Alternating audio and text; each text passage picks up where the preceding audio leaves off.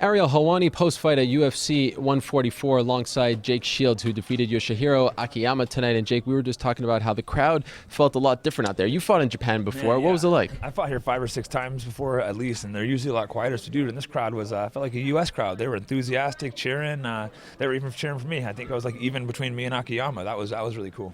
Well, they have had sort of a weird relationship with Akiyama, so that's not all that surprising. Yeah, Akiyama's had a few greasing scandals here in the past, which I told the commission, hey, check this guy's skin. Lately, he's older, he's more honorable. Maybe he hasn't cheated in years. I don't want to knock the guy, but he's been accused of cheating 4 or 5 times in the past out here in Japan. So. It seemed like we may have had another scandal on our hands at the end there when he grabbed the fence twice, and they didn't take away a point. Did that bother you? Not really, because at that point, I had one thought in my mind. I got on his back. The fight was closer than I wanted, and I'm just thinking finish him. I really didn't even notice he'd grabbed the fence until I watched the replay. So it's it sucks he did that, but I'm not gonna hold grudges against it. Sometimes you do things in the cage that you're not even really thinking about it. So. Were you expecting to have that much trouble taking him down to the ground? Man, yes and no. I'd watched a lot of his fights, and no one had really been able to take him down. So I knew he was really tough, but he was even tougher to take down than I expected.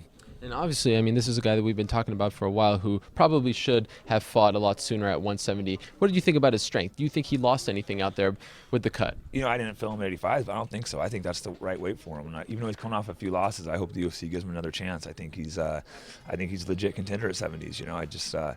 The guy's strong. He's got heavy hands. He's fast. I thought, he gassed a little bit, but I think he was in better shape than in the past at that weight, and I would like to see him fight again.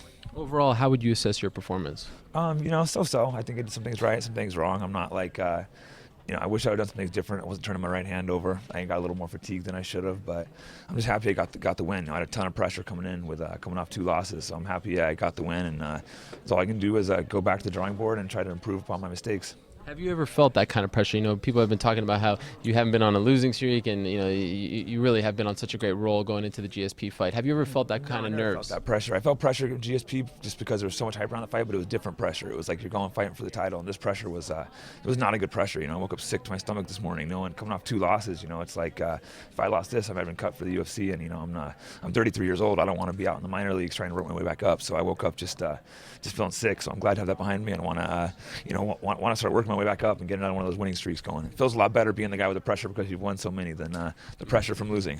Very well said. Congrats on the win. Thanks a lot, guys.